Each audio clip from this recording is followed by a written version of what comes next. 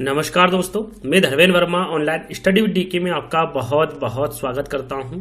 आज हम बात करने वाले हैं बाल विकास में शेषावस्था, बाल्यावस्था और किशोरावस्था में जो सीटेट की आपकी एग्जाम हुई थी ऑनलाइन प्रीवियस ईयर 2021-22 में जो ऑनलाइन आपकी एग्जाम हुई थी उसमें शेषावस्था, बाल्यावस्था और किशोरावस्था में जो प्रश्न पूछे गए थे 16 दिसंबर से 13 जनवरी तक पेपर फर्स्ट और सेकंड दोनों में जो प्रश्न पूछे गए थे एक साथ लेकर आया हूं। इस प्रकार के प्रश्न आगे भी पूछे जा सकते हैं, तो आपको स्किप नहीं करना है, वीडियो को पूरा देखना है और अंत में हमें जरूर बताना है कि आज का जो वीडियो है वो आपको कैसा लगा। सबसे पहले आपको क्या करना है, वीडियो को ज्यादा से ज्यादा लाइक करना है, इसको शेयर करना है और चैनल को सब्सक्राइब कर लेना है। ऐसे बहुत सारे वीडियो हमने अपलोड किए जो प्रीवियस ईयर पेपर ऑनलाइन में जो प्रश्न पूछे गए थे, चाहे वो बाल विकास हो, अभी तक हम पर्यावरण अध्ययन 3 पार्ट में आपको पूरा करवा चुके हैं, उसको आप देख लीजिएगा। और भी वीडियो हम अपलोड कर दिए हैं, यदि आप हमारे चैनल पर जाइएगा तो सब आपको वहां पर अवेलेबल हो जाएगा। तो शुरुआत करते हैं। आज का पहला प्रश्न पूछा गया है, मध्य बाल्यावस्था का काल क्या है। देखिए यहाँ पर आपसे प्रश्न पूछा गया था, मध्य बाल्यावस्था का काल अवधि आपसे पूछी गई थी। जन्म से 5 वर्ष तक की होती है, जन्म से 8 वर्ष तक की होती है, 6 से 11 वर्ष तक की, या फिर 11 वर्ष और उससे अधिक होती है। यहां पर देखिए इस वीडियो के बाद में हमने एक वीडियो अपलोड किया है जिसमें आपको बाल्यावस्था के 150 प्रश्न मिलेंगे, यानी कि 3 पार्ट में अपलोड किया है, 50-50 प्रश्न हर पार्ट में। तो उसको आप देख लीजिएगा, वहां पर और भी आपको क्लियर हो जाएगा, हर एक प्रश्न को समझाया गया है। यहां पर भी समझाऊंगा, यदि उस वीडियो को देखेंगे तो सारी बातें जितनी भी शेषावस्था, बाल्यावस्था, किशोरावस्था में और जो एडवांस बातें वो भी वहां पर आपको समझ में जाएगी। तो उन वीडियो तीनों को भी आप देख लीजिएगा। मध्य बाल्यावस्था का काल पूछा गया है, तो ये कौन सा होता है आपका 6 से 11 वर्ष तक का होता है। देखिए यहाँ पर 6 से 12 भी होता तो भी आपका सही आंसर होता 6 से 12 वर्ष या फिर 6 से 11 वर्ष। ये जो काल होता है ये मध्य बाल्यावस्था का काल या फिर अवधि होती है। तो तीसरा वाला जो विकल्प होगा वो सही होगा। जन्म से 5 वर्ष तक का काल कौन सा होता है, तो ये शेषावस्था काल होता है। तो इसके बारे में आपको पता होगा। और भी जो काल है जैसे कि 6 से 11 वर्ष का या फिर 12 वर्ष का जो काल बताया वो किसके द्वारा बताया गया है, वो कोल के अनुसार बताया गया है। जैसे कि शैली के अनुसार कौन से काल बताए गए, कितने काल बताए गए, हरलोक के अनुसार, कोल के अनुसार, जोन्स के अनुसार, या फिर जो सामान्य वर्गीकरण है, इनके बारे में आपको पता होना चाहिए। आप वो 3 वीडियो देखेंगे तो आसानी से समझ जाएंगे। यहां पर जो प्रश्न में पूछा गया है उन्हीं को आपको समझाया जाएगा। देखिए कोल के अनुसार पूछे तो यहां पर कोल के अनुसार गर्भावस्था काल इन्होंने कितना बताया है, गर्भधारण से जन्म तक इन्होंने गर्भकाल को बताया है, गर्भावस्था जिसे कहते हैं।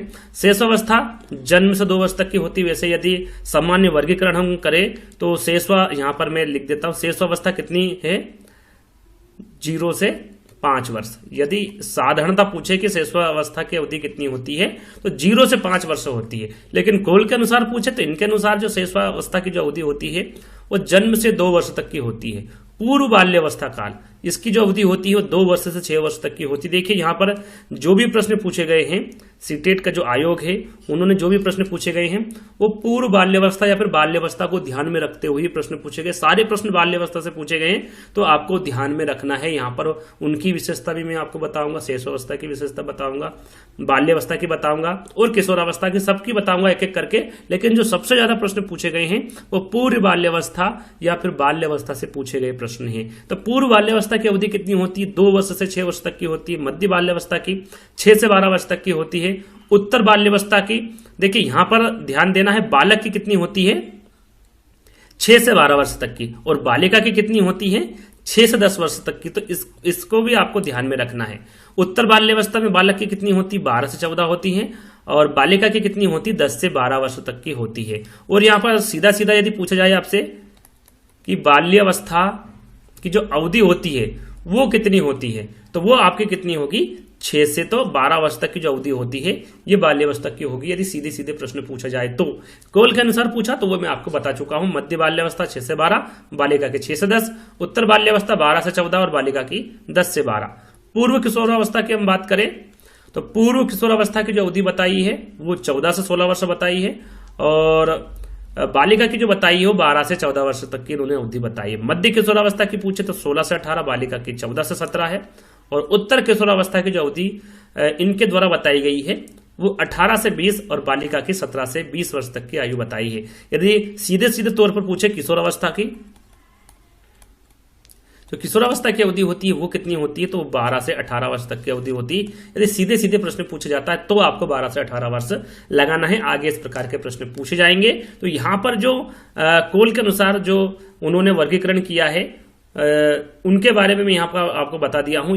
इसका स्क्रीनशॉट ले लीजिएगा ताकि आप कभी भी जब भी फुर्सत आपको मिले, जब फ्री टाइम रहे, तो एक बार पढ़ लीजिएगा। यहाँ पर देखिए दूसरा प्रश्न है आपका, भाषा विकास के संदर्भ में संवेदनशील अवस्था। संवेदनशील अवस्था बतानी है भाषा विकास के संदर्भ में। भाषा विकास के संदर्भ में कौन सी अवस्था संवेदनशील अवस्था है? जन्म पूर्व का समय है, प्रारंभिक अवस्था है, मध्य बचपन या फिर युवावस्था है। ये मध्य बचपन को क्या कहा जाता है? मध्य बाल्यावस्था इसको कहा जाता है, या फिर कह सकते हैं मध्य बचपन को आप बाल्यावस्था भी कह सकते हैं। तो यहां पर वो कौन सी अवस्था है जो भाषा विकास के संदर्भ में संवेदनशील अवस्था होगी? तो यहां पर आपका सही आंसर होगा प्रारंभिक बाल्यावस्था। बाल्यावस्था लिखा हुआ ध्यान दीजिएगा, यहां पर जो प्रारंभिक बाल्यावस्था होती है ये आपका सही आंसर होगा। और इसकी अवधि कितनी होती है, या फिर इसे पूर्व बाल्यावस्था भी आप कह सकते हैं। पूर्व बाल्यावस्था, प्रारंभिक बाल्यावस्था को पूर्व बाल्यावस्था भी कह सकते हैं। और इसकी जो अवधि होती है वो कितनी होती है? अभी हाल ही में मैंने आपको बताया था 2 से 6 वर्ष। 2 से 6 वर्ष तक की जो अवधि होती है वो प्रारंभिक अवस्था या फिर पूर्व बाल्यावस्था की होती है। और ये भाषा विकास के संदर्भ में संवेदनशील अवस्था होती है। इस अवस्था में बच्चे की जो भाषा में विकास हो जाता है, किस अवस्था में? प्रारंभिक अवस्था में या फिर पूर्व बाल्यावस्था में, जो 2 से 6 वर्ष तक की अवस्था में किसी भी वस्तु या चीज की जो आवश्यकता होती है यदि बच्चे को, तो अच्छे से बोलकर या फिर स्वयं चलकर भी उसको ले सकता है, उसको पा सकता है। या फिर कह सकते हैं कि उसे वस्तुओं के रंग, आकृति, आकार को भी पहचानने में कोई दिक्कत नहीं होती, वो पहचान सकता है। साथ ही वो कल्पना उसकी विकसित हो जाती है। याद रखिएगा, इंपोर्टेंट ये पूछा जाएगा, कल्पना विकसित। कौन सी अवस्था में कल्पना विकसित होने लगती है? तो वो है प्रारंभिक अवस्था या फिर पूर्व बाल्यावस्था। 2 से 6 वर्ष तक की अवस्था है जिसमें कल्पना विकसित होने लगती है बच्चे की। वहां अपने आसपास की वस्तुओं के बारे में जानना चाहता है, इसलिए भाषा विकास के संदर्भ में ये प्रारंभिक जो अवस्था है ये संवेदनशील अवस्था है। तो यहां पर आपका जो सही आंसर होगा वो दूसरा वाला होगा। यहां पर ध्यान दीजिएगा, ये कल्पना विकसित करने वाली अवस्था है। साथ में इस अवस्था में जो प्रतीकात्मक खेल होते हैं, जिसको हम सिंबल कहते हैं, कुछ भी अपने मन से जो भी चीजें मन में बिठा लेना, उसकी आकृति बिठा लेना, जैसे चाबी हो गई, खेल खिलौने हो गए, तो वो भी अवस्था कौन सी होगी? वो भी प्रारंभिक अवस्था होगी। इस प्रकार का प्रश्न भी आगे पूछा जाएगा, तो ध्यान दीजिएगा। तीसरा प्रश्न,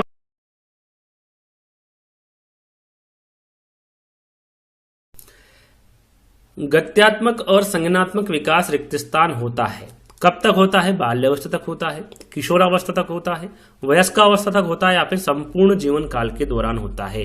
गत्यात्मक और संज्ञानात्मक विकास। संज्ञानात्मक विकास, क्या आप समस्या को हल नहीं कर सकते?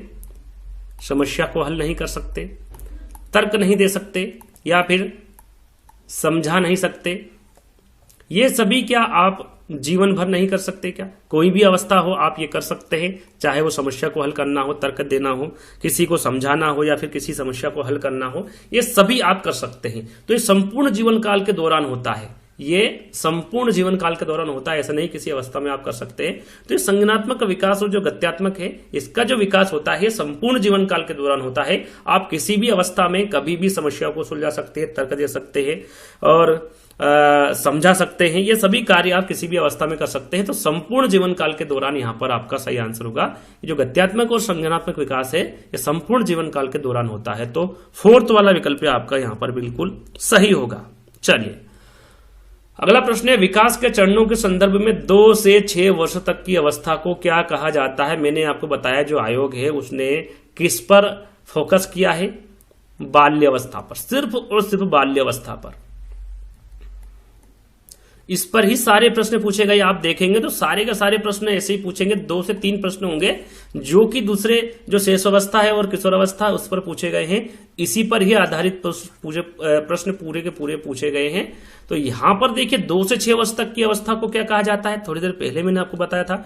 प्रारंभिक बाल्यावस्था कहा जाता है, मध्य बाल्यावस्था कहा जाता है, शेषावस्था कहा जाता है, किशोरावस्था कहा जाता है। तो मैं इसके बारे में आपको बता चुका हूं कि जो विकास के चरणों के संदर्भ में 2 से 6 वर्ष तक की जो अवस्था है उसे प्रारंभिक बाल्यावस्था कहा जाता है। पहला वाला विकल्प आपका सही होगा। यहां बच्चे के संपूर्ण विकास के लिए बहुत ही महत्वपूर्ण अवधि होती है प्रारंभिक बाल्यावस्था। याद रखिएगा, जो पॉइंट मैं आपको बता रहा हूं सभी के सभी इंपोर्टेंट हैं, आगे भी पूछे जा सकते हैं। याद रखिएगा कि यहां बच्चे के संपूर्ण विकास के लिए बहुत ही महत्वपूर्ण है। और इस अवस्था को यहां लिख देता हूं, इस अवस्था को खिलौने की आयु कहा जाता है। पूर्व टोली आयु कहा जाता है और खोजपूर्ण आयु कहा जाता है। आगे यदि आपसे पूछे जो आने वाले सीटेट एग्जाम में खिलौने की आयु किसे कहते हैं, पूर्व टोली की आयु किसे कहते हैं, खोजपूर्ण आयु किसे कहते हैं, सीधे सीधे यदि वहां पर बाल्यावस्था दे रखा हो तो आप टिक कर सकते हैं। लेकिन यदि वहां पर प्रारंभिक बाल्यावस्था दी होगी तो आप वहां पर प्रारंभिक बाल्यावस्था पर टिक कर सकते हैं। वो आपका बिल्कुल सही आंसर होगा, क्योंकि प्रारंभिक बाल्यावस्था को खिलौने की आयु, पूर्व टोली की आयु और खोजपूर्ण आयु भी कहा जाता है। चलिए आगे बढ़ते हैं। अगला प्रश्न है आपका, विकास की किस अवस्था में बच्चे कल्पनाशीलता वाले खेल में सक्रिय रूप से भाग लेते हैं। यहां पर देखिए कल्पनाशीलता, कल्पना किस अवस्था में विकसित हो जाती है, विकसित हो जाती है। ये मैंने थोड़ी देर पहले ही बताया था, शायद पहले वाले प्रश्न में ही आपको बताया था किस अवस्था में कल्पना विकसित हो जाती है। तो यहां पर उसी प्रश्न को पूछा गया है। शेष अवस्था है, प्रारंभिक बाल्यावस्था है, मध्य बाल्यावस्था या फिर किशोरावस्था है। तो वो अवस्था कौन सी होगी, प्रारंभिक बाल्यावस्था होगी। जैसे कि जो बच्चा है, एक डंडा है उसके पास में, तो उस डंडे को वो कभी बंदूक समझेगा, कभी उसको गाड़ी समझेगा। तो इस प्रकार की जो कल्पना वो करता है, या फिर जो कल्पनाशीलता वाले जो खेल है वो सक्रिय रूप से भाग कब लेने लगता है, किस अवस्था में लगता है, तो प्रारंभिक बाल्यावस्था है, जो कि 2 से 6 वर्ष तक की अवस्था होती है। तो यहां पर जो सेकंड वाला विकल्प है आपका होगा वो बिल्कुल सही होगा। चलिए अगला प्रश्न है आपका, 2 वर्ष से 6 वर्ष की अवधि को क्या कहा जाता है। देखिए फिर से वही प्रश्न पूछ लिया गया। तो यहां पर 4 विकल्प पढ़ने की आवश्यकता नहीं है। मैंने आंसर आपको क्या बताया था, प्राथमिक बचपन या इसे प्राथमिक बाल्यावस्था भी कहते हैं, बाल्यावस्था भी प्राथमिक बचपन को कहा जाता है। तो आपका सही आंसर क्या होगा, सेकंड वाला होगा। बाल्यावस्था पर ज्यादा फोकस किया है इस बार जो CTET exam previous year paper, उसमें ज्यादातर बाल्यावस्था के ही प्रश्न पूछे गए थे। तो सेकंड वाला विकल्प आपका बिल्कुल सही होगा। और इसकी अवधि मैंने आपको क्या बताई थी, 2 से 6 वर्ष तक की अवधि इसकी होती है। किस अवस्था में प्रतिकारात्मक खेल बढ़ता है तथा संज्ञानात्मक विकास को समर्थन देता है। देखिए संज्ञानात्मक विकास के बारे में आपको बता चुका हूं, प्रतिकारात्मक खेल के बारे में आपको बता चुका हूं। देखिए प्रतिकारात्मक खेल कि प्रतीक, सिंबल, कोई भी बच्चा अपने मन में किसी भी वस्तु का या फिर जो खिलौने होते हैं उसका चित्र बना लेता है, उसकी छवि बना लेता है, उसी को प्रतीकारात्मक कहते हैं। तो यहां पर प्रतीकारात्मक खेल बढ़ता है तथा संज्ञानात्मक विकास को समर्थन देता है। शेष अवस्था होता है, प्रारंभिक बाल्यावस्था होता है, मध्य बाल्यावस्था होता है या फिर किशोरावस्था होता है। तो पहले वाले प्रश्न में मैंने आपको बताया था प्रतीकारात्मक खेल के बारे में, वो कौन सी अवस्था होगी, प्रारंभिक बाल्यावस्था होगी, जो कि 2 से 6 वर्ष तक की होती है। यहां पर सेकंड वाला विकल्प आपका बिल्कुल सही होगा। चलिए अगला प्रश्न है बच्चों के द्विकरण। 8वां प्रश्न है, 17वां नहीं है। 8वां प्रश्न है आपका, बच्चों का द्वितीयक सामाजिकरण रिक्त स्थान की अवस्था में प्रारंभ हो जाता है जब वह स्कूल जैसे औपचारिक संस्थाओं में जाना शुरू करता है। औपचारिक संस्था कौन सी होती है, जैसे कि स्कूल, स्कूल औपचारिक संस्था में आता है। और एक होता अनौपचारिक संस्था, अनौपचारिक संस्था जिसमें परिवार आता है। यहां पर पूछा गया है द्वितीयक सामाजिकरण। द्वितीयक का पहले प्राथमिक आता है, प्राथमिक सामाजिकरण। जो प्राथमिक सामाजिकरण है वो किससे प्राप्त होता है, तो परिवार से होता है, आस पड़ोस से होता है, समूह से होता है, जो दोस्त होते हैं, जो समूह सदस्य होते हैं उससे होता है। तो ये जो प्राथमिक सामाजिकरण है ये इससे प्राप्त होता है। और ये किस में होता है, तो ये शैशव अवस्था में होता है, प्राथमिक सामाजिकरण। लेकिन यहां पर द्वितीयक सामाजिकरण पूछा गया है, द्वितीयक सामाजिकरण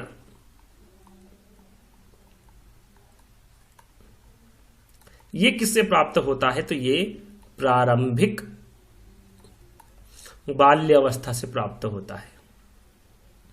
ठीक है, ध्यान दीजिएगा, जो प्राथमिक सामाजिकरण है वो शैशवावस्था से प्राप्त होता है और ये जो द्वितीयक सामाजिकरण है ये प्रारंभिक बाल्यावस्था से प्राप्त होता है। बच्चों का द्वितीयक सामाजिकरण प्रारंभिक बाल्यावस्था की अवस्था में प्रारंभ हो जाता है जब वहां स्कूल जैसे औपचारिक संस्थाओं में जाना शुरू करता है। अनौपचारिक के बारे में पूछे तो वो कौन होगा, आपका परिवार होगा। औपचारिक संस्था में आपका स्कूल आएगा, इसके बारे में भी आपको पता होना चाहिए। चलिए आगे बढ़ते हैं। अगला प्रश्न आपका, और ये प्रश्न भी अच्छा प्रश्न है।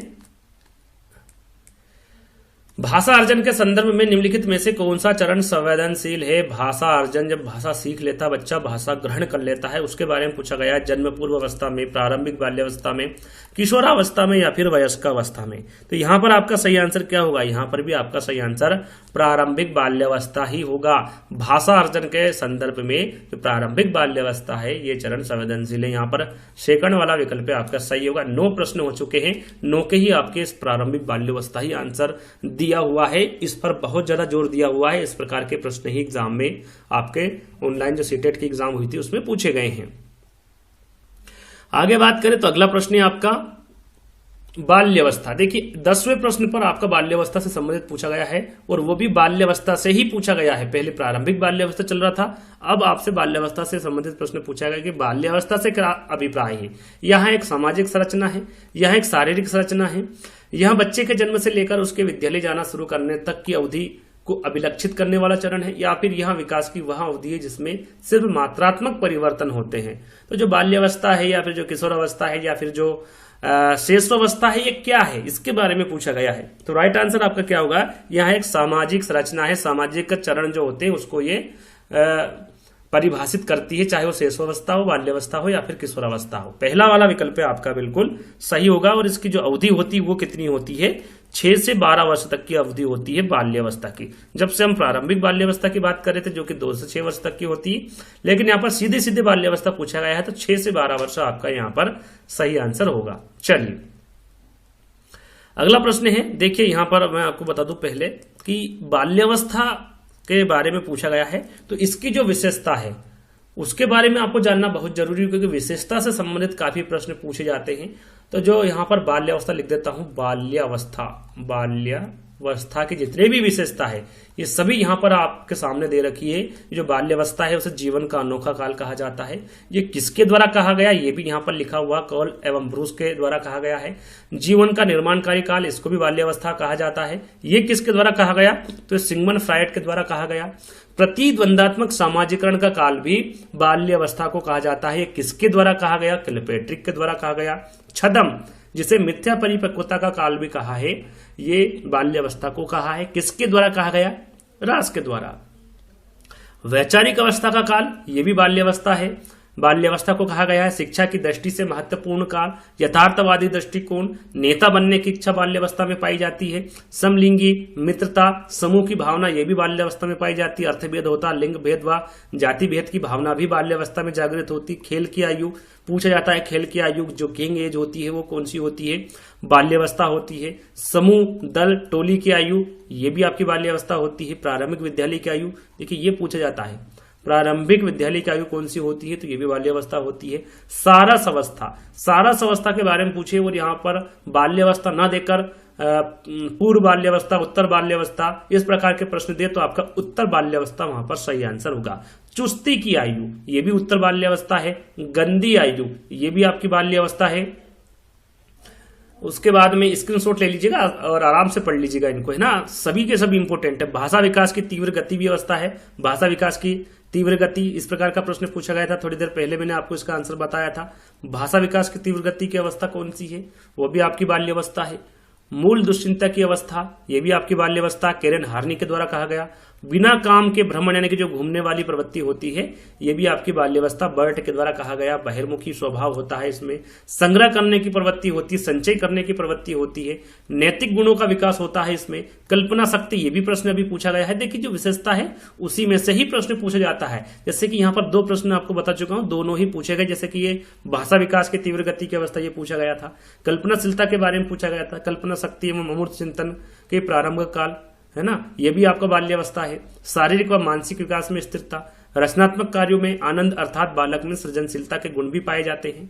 नए कौशल एवं क्षमताओं का विकास होता है। साथ में वृद्धि का स्वर्णिम काल भी बाल्यावस्था को कहा जाता है, जिसे उत्तर बाल्यावस्था कहा गया है। रुचियों में परिवर्तन काल एवं ब्रूस द्वारा कहा गया है। रुचियों में परिवर्तन भी होता है बाल्यावस्था में। मूर्त प्रत्यक्ष चिंतन की अवस्था भी बाल्यावस्था होती है। और बाल्यावस्था में बालक में सबसे कम कामुकता पाई जाती है एवं बालक भयमुक्त रहता है। यह आपको ध्यान देना है कि सबसे कम कामुकता किस अवस्था में पाई जाती है, तो वह बाल्यावस्था। इसमें बालक भयमुक्त रहता है। ये जो 29 मैंने आपको विशेषता बताई है, ये एक एक करके अच्छे से पढ़ लीजिएगा, याद कर लीजिएगा, सारी के सारी इंपोर्टेंट है। आगे बढ़ते हैं। बेहतर एथलीट, जिसको हम शारीरिक भी कहते हैं, शारीरिक क्षमताएं नियमों के साथ खेलों में भागीदारी, तार्किक विचार प्रक्रिया जो ठोस अनुभवों के आसपास केंद्रित होती है, किस अवधि के लक्षण है। देखिए यहाँ पर नियमों के साथ खेल रहा है बच्चा, तो जो छोटा बच्चे होते हैं उसमें नियम के साथ तो खेल नहीं सकते, तो शैशवावस्था आपका हो नहीं सकता। प्रारंभिक बचपन, मध्य बचपन या फिर किशोरावस्था। यहाँ पर देखिए प्रारंभिक बचपन से मैंने आपको बताया कि ये प्रारंभिक बचपन यानी कि बाल्यावस्था है ना, और मध्य बचपन यानी कि मध्य बाल्यावस्था। तो अब आपको बताना है कि किस में शारीरिक क्षमताएं नियमों के साथ खेलों में भागीदारी, तार्किक विचार प्रक्रिया जो ठोस अनुभव के आसपास केंद्रित होता है, तो इस अवधि के लक्षण है, किस अवधि के लक्षण है ये आपको बताना है। तो ये किसके लक्षण होंगे, आपके मध्य बचपन यानी कि बाल्यावस्था के लक्षण होंगे, जो कि 6 से 12 वर्ष तक की होती है। 6 से 12 वर्ष तक की अवधि होती है मध्य बचपन है कि मध्य बाल्यावस्था की, इसके बारे में आपको पता होना चाहिए। इस अवस्था में बच्चों में घनिष्ठ संबंध होते हैं, बच्चे घनिष्ठ मित्रता इसमें पाई जाती है।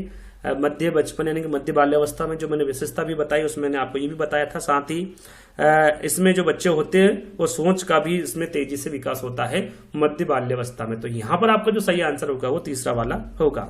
चलिए, किस अवधि के दौरान विचार अमूर्त और आदर्शवादी हो जाती है। यहाँ पर देखिए आदर्शवादी कब होता है, बच्चा जो समझदार बच्चा होता है, तो शैशवावस्था हो नहीं सकता। इस पर आपको अभी ध्यान नहीं देना है, अभी इन चारों विकल्पों पर ध्यान देना है। प्राथमिक बचपन या फिर प्राथमिक बाल्यावस्था, मध्य बचपन यानी कि मध्य बाल्यावस्था या फिर किशोरावस्था। अमूर्त यहाँ पर दे रखा है, अमूर्त और आदर्शवादी हो सकता है, तो ये किस अवधि में हो सकता है, किशोरावस्था। 12 से 18 वर्ष की अवधि में बच्चा अमूर्त और आदर्शवादी हो जाता है। तो यहाँ पर जो फोर्थ वाला विकल्प होगा ये आपका सही होगा। इसकी जो इंपोर्टेंट विशेषता है उसके बारे में जानकारी दी जाएगी। उसके पहले आपको पता होना चाहिए एडोलसेंस, इंग्लिश में किशोरावस्था को क्या कहते हैं, एडोलसेंस। और एडोलसेंस नामक जो पुस्तक है वो किसके द्वारा प्रकाशित की गई थी, स्टैनली हॉल के द्वारा। कब प्रकाशित की गई थी, 1904 में। ये याद रखिएगा कि स्टैनली हॉल को किशोरावस्था का जनक कहा जाता है। किशोरावस्था के जनक किसे कहा जाता है, तो स्टैनली हॉल को कहा जाता है। 2 पॉइंट इंपोर्टेंट थे जो कि मैंने लिख दिए हैं, इनको भी याद कर लीजिएगा साथ में। तो यहां पर हम देखिए किशोरावस्था की विशेषता की बात करें तो यहां पर देखिए नया जन्म का काल पूछा जाता है। नया जन्म का काल किसे कहा जाता है, तो वो किशोरावस्था है। किसके द्वारा कहा गया ये भी पूछा जाता है, तो स्टैनली हॉल के द्वारा कहा गया। परिवर्तन का काल, इसमें परिवर्तन बहुत अधिक होते हैं, सर्वाधिक शारीरिक परिवर्तन होते हैं इसमें। दबाव, तूफान, संघर्ष एवं तनाव का काल लिखा हुआ है यहाँ पर।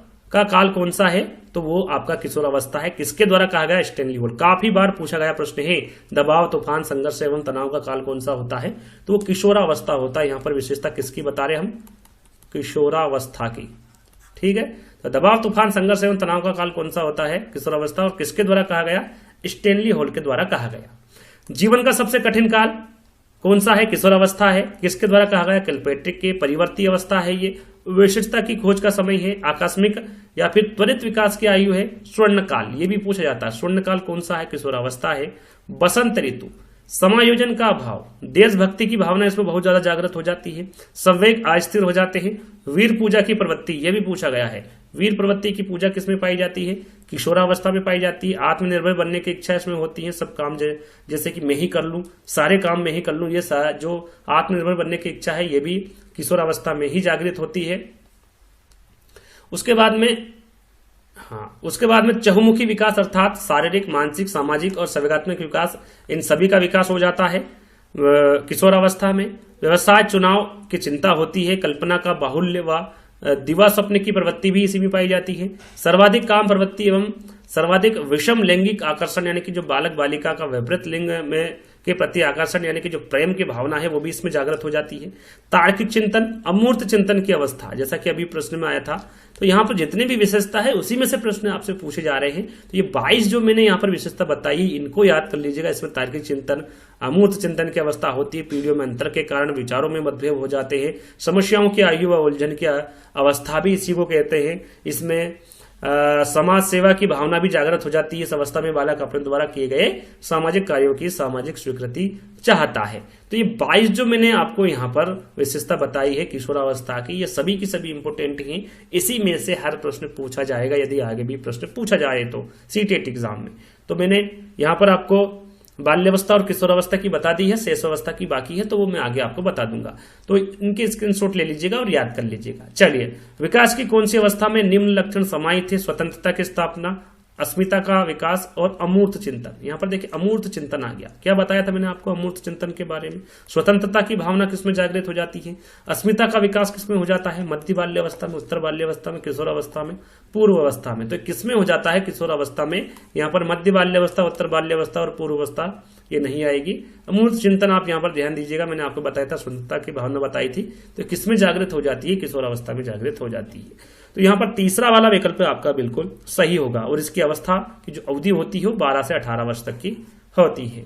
चलिए, अगला प्रश्न है, प्राथमिक सामाजिकरण की प्रक्रिया किस अवस्था से शुरू हो जाती है? प्राथमिक सामाजिकरण मैंने आपको बताया, प्राथमिक सामाजिकरण किस अवस्था में शुरू हो जाती है। और द्वितीयक के बारे में बताया था, शेष अवस्था है, बाल्यावस्था है, किशोरावस्था है या फिर प्रौढ़ावस्था है। द्वितीयक सामाजिकरण यह प्रश्न पूछा गया थोड़ी देर पहले ही। तो इसके आंसर मैंने आपको क्या बताया था?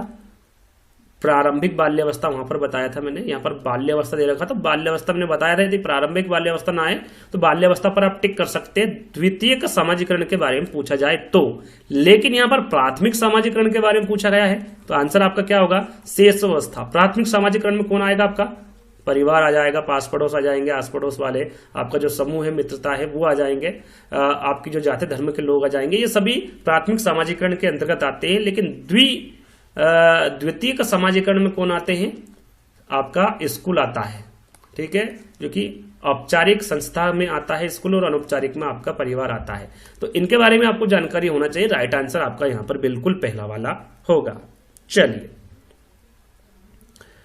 अगले प्रश्न की ओर बढ़ते हैं। यहां पर देखिए शेषावस्था आया है तो यहां पर मैंने उनकी विशेषता रखी शेषावस्था। काफी इंपोर्टेंट है, इसके बारे में आगे पूछा जा सकता है। तो जितनी भी यहाँ पर इंपोर्टेंट विशेषता है, जैसे कि स्वार्थी व स्वकेंद्रित की भावना, यह शेषावस्था में पाई जाती है। बच्चा स्वार्थी होता है, इसमें खिलौने की अवस्था, खिलौनों से खेलता है बच्चा। आत्म प्रेम की भावना इसमें होती, मूल प्रवृत्त्यात्मक व्यवहार इसमें होता है, कल्पना जगत में विचरण करने वाला होता है, अतार्किक चिंतन की अवस्था इसमें पाई जाती है। खतरनाक काल व अपीली काल, देखिए ये पूछा जाता है, खतरनाक काल या फिर अपीली काल। खतरनाक काल को ही अपीली काल कहा जाता है। ये किसके द्वारा कहा गया? हरलाख के द्वारा। कौन सी अवस्था में? शेषावस्था में। पूर्व या फिर प्राक विद्यालय आयु, अजीबोगरीब की अवस्था होती है। नामकरण विस्फोट की अवस्था, ये पियाजे के अनुसार कहा गया है। संस्कार के निर्माण की आयु, निर्माण इसमें शेषावस्था से ही शुरुआत हो जाती है। बादशाह की अवस्था होती है। जीवन का सबसे महत्वपूर्ण काल, देखिए जीवन का सबसे कठिन काल मैंने किशोरावस्था बताया था, लेकिन जीवन का सबसे महत्वपूर्ण जीवन का सबसे महत्वपूर्ण काल कौन सा है? शेषावस्था है। नैतिकता का अभाव रहता है, इसमें अभाव रहता है, ध्यान दीजिएगा। सीखने का आदर्श काल है। भावी जीवन की आधारशिला है। अनुकरण द्वारा सीखने की अवस्था है, याद रखिएगा ये पूछा जा सकता है। अनुकरण द्वारा सीखने की अवस्था कौन सी है? तो शेषावस्था है।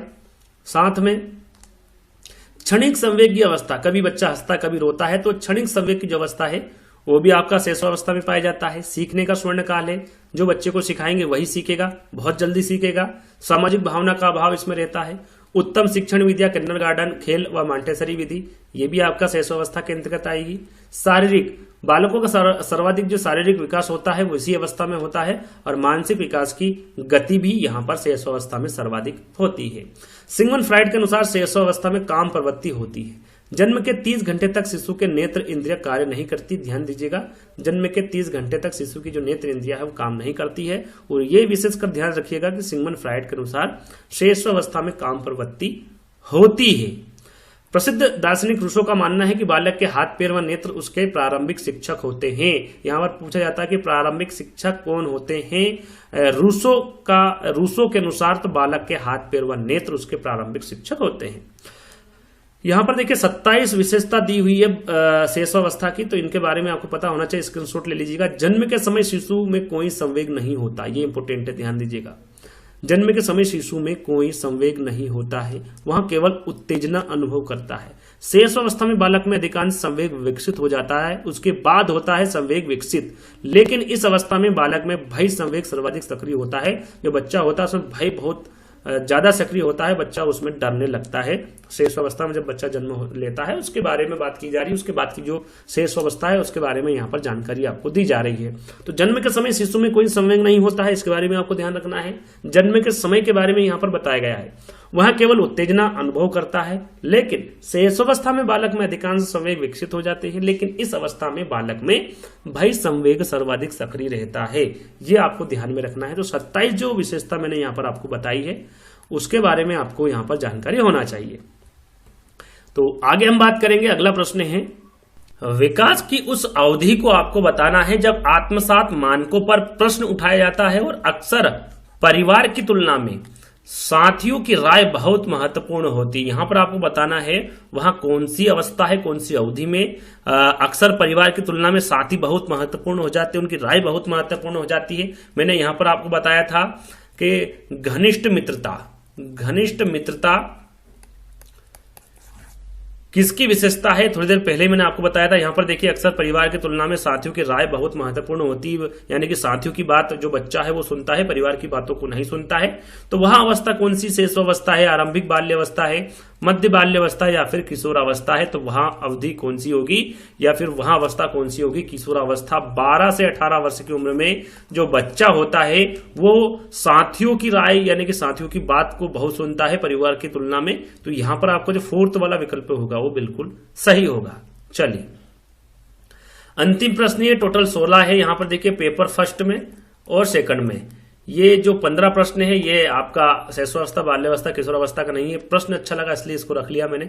15 प्रश्न ही पूछे गए थे, कम प्रश्न पूछे गए थे। लेकिन आने वाली जो सीटेट आपके एग्जाम है जो कि दिसंबर में है, इसमें ये प्रश्न आने की संभावना है शैशवावस्था, बाल्यावस्था और किशोरावस्था से, क्योंकि जो पुरानी सीटेट एग्जाम आपकी हुई है उसमें कम प्रश्न पूछे गए हैं। इस वजह से यहाँ पर सीटेट दिसंबर में ज्यादा प्रश्न पूछने की संभावना है। तो शैशवावस्था, बाल्यावस्था और किशोरावस्था के जो 3 वीडियो बनाए हैं 50-50 प्रश्न के, यानी कि 150 प्रश्न आपको दिए हैं, उस वीडियो को जरूर देख लीजिएगा। तो आपका अंतिम प्रश्न यहाँ पर 1.5 से 2.5 साल की उम्र में बच्चों द्वारा अक्सर उच्चारित द्विशब्दी उच्चारणों को क्या कहते हैं। यहां पर देखिए द्विशब्दी उच्चारण के बारे में पूछा गया है, द्विशब्दी। और ये जो उम्र बताई जा रही है 1.5 से 2.5 साल के बीच की उम्र बताई जा रही है। इसमें जो बच्चा है वो किसके द्वारा अक्सर उच्चारित द्विशब्दी उच्चारणों को क्या कहा जाता है, तो वाचन का अधिविस्तार कहा जाता है, तार प्रासित, यहाँ पर प्रेषित लिखा हुआ है, वाचन कहा जाता है, नववाद कहा जाता है या फिर बकवाद कहा जाता है। तो यहां पर देखिए जो बच्चा है 1.5 से 2.5 साल का, वो जो उम्र के बच्चों द्वारा अक्सर उच्चारित द्विशब्दी उच्चारण को क्या कहा जाता है, तो उसे तार प्रेषित वाचन कहा जाता है, यानी कि टेलीग्राम। क्या कहा जाता है उसको, टेलीग्राम। यदि आप जब किसी को टेलीग्राम भेजते तो उसमें जो मेन टॉपिक होता है, जो बात आपको करनी होती है, जरूरत की बात उसमें लिखी जाती है। यानी कि द्विशब्दी का मतलब होता है, जैसे कि उदाहरण के तौर पर हम बच्चे के बारे में जाने तो बच्चा जैसे बोलता है कि जूस चाहिए, मम्मी बैठो, इस प्रकार के जो शब्द होते हैं वो द्विशब्दी होते हैं। तो इस प्रकार के जो उच्चारण होते हैं उनको क्या कहा जाता है, तार प्रेषित वाचन यानी कि टेलीग्राम कहा जाता है। तो सेकंड वाला विकल्प आपका बिल्कुल सही होगा। तो आज के जो वीडियो है उसके जो 16 प्रश्न हमने लिए थे उसका वीडियो यहीं पर समाप्त होता है। आज का वीडियो आपको कैसा लगा आपको कमेंट्स के माध्यम से बताना है। और भी हमने वीडियो बनाए हैं जिसमें सीटेट ऑनलाइन के जो प्रीवियस ईयर पेपर है उनको समझाया गया है। पर्यावरण के 3 पार्ट बनाए, 100 प्रश्न के 300 प्रश्न हम आपको दे चुके हैं, बाल विकास के दे चुके हैं। तो उनको और देख लीजिएगा, सभी वीडियो एक एक करके देख लीजिएगा, काफी इंपोर्टेंट है। इसी प्रकार के प्रश्न आपके आने वाले सीटेट एग्जाम में भी पूछे जाएंगे। तो जल्दी दोस्तों एक नई वीडियो के साथ मिलेंगे, जब तक के लिए धन्यवाद।